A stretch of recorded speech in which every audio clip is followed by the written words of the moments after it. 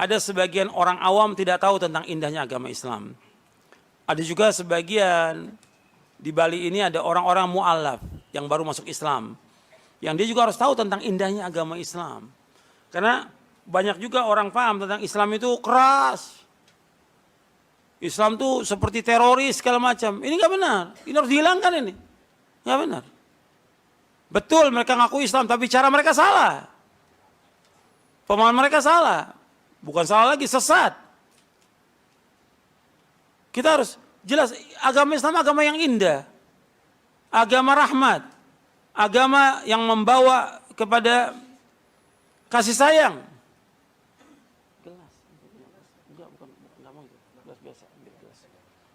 Jadi agama Islam, agama rahmat, agama kasih sayang. Agama ilmu. Agama yang membawa pada kedamaian. Agama yang mengajarkan tentang silaturahim. Agama yang mengajarkan kepada persaudaraan. Agama yang mengajarkan kepada tolong menolong sama kaum mukminin dan yang lainnya. Makanya kita bawa ini karena banyak orang salah paham. Dianggap Islam itu agama yang keras, agama yang kejam. Ini nggak benar. Bahkan ketika orang masuk kepada pemahaman Quran wa sunnah al-fahmi salaf dituduh tentang salaf itu begini, salaf ini nggak benar, tuduhan-tuduhan itu semua yang nggak benar itu dan bohong. Kita minta bukti sama mereka, mereka nggak bisa buktikan. Kalau ada individu itu yang salah, nggak bisa dikatakan Islam yang salah. Sekarang saya mau tanya kepada antum, Nabi Muhammad SAW orang yang paling baik di muka bumi ini. Dari seluruh manusia dan seluruh makhluk yang paling baik Rasulullah SAW. Saya mau tanya, akhlaknya Nabi baik atau tidak? Yang paling baik. Allah berfirman dalam surah apa? Al-Qalam, wa innaka la'ala khuluqin adzim. Engkau Muhammad berada di atas akhlak yang mulia. Dan Nabi mengajarkan enggak kepada sahabat semuanya tentang akhlak? Diajarkan. Islam Nabi ajarkan semuanya, akhlak Nabi ajarkan semuanya.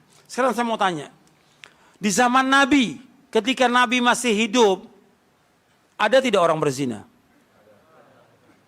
Ketika Nabi masih hidup, ada nggak orang minum khamr? Ada. Yang salah orang ini atau Nabi yang salah? Orang yang melanggar yang salah.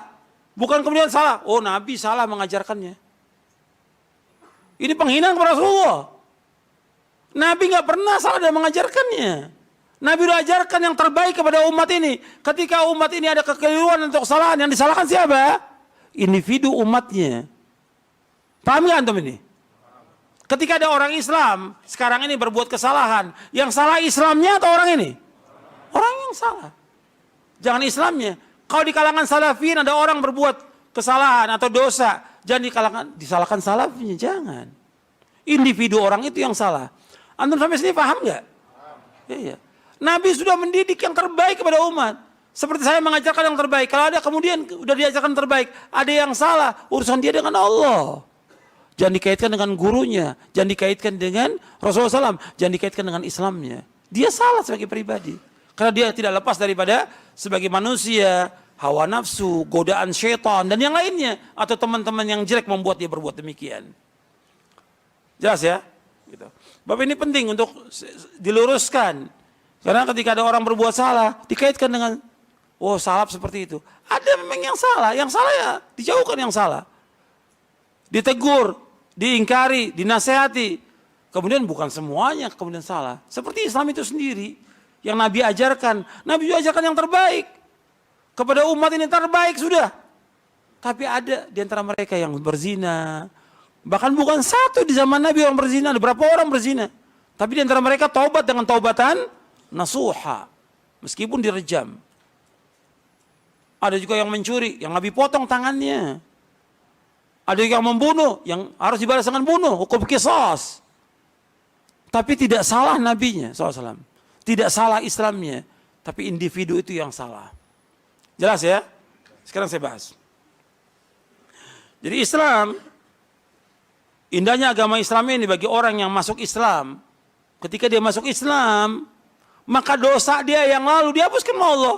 Umpamanya dia pernah berzina, dia mencuri, Dia berbuat maksiat segala macam sudah. Kalau dia waktu kafir, dia bebas melakukan apa saja. Tapi begitu dia masuk Islam, dia hapus semuanya. Itu indahnya agama Islam. Allah berfirman di dalam surah Al-Anfal ayat 38, "Qulil ladzina kafaru iyantahu yughfar lahum ma qad salaf wa iya'udu faqad madat sunnatul awwalin." Katakanlah kepada orang-orang kafir, Abu Sufyan dan kawan-kawannya, jika mereka berhenti dari kekafirannya, niscaya Allah akan mengampuni dosa-dosa mereka yang telah lalu. Dan jika mereka kembali lagi memerangi Nabi, sungguh akan berlaku kepada mereka sunnah Allah terhadap orang-orang yang terdahulu. Artinya di sini Allah mengatakan dalam firman-Nya, jika mereka orang-orang kafir ini berhenti dari kekafirannya, masuk Islam, yughfar lahum ma qad salaf, diampunkan semua dosanya. Dosa mereka banyak, enggak kehitung dosanya. Ya dosa membunuh, dosa berzina, dosa makan bangkai, dosa riba, dosa segala macam yang mereka lakukan. Dosa zina. Kalau mereka taubat, maksudnya mereka masuk Islam, diampunkan semuanya dosanya itu. Itu indahnya agama Islam. Maka kepada orang-orang yang baru masuk Islam, mu'alaf, ya ini satu kenikmatan dari Allah. Tapi dia harus belajar.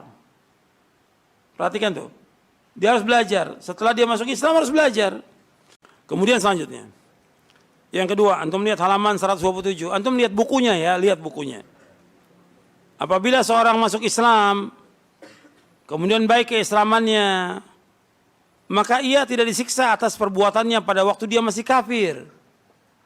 Bahkan Allah melipat gandakan pahala amal-amal kebaikan yang pernah dilakukannya.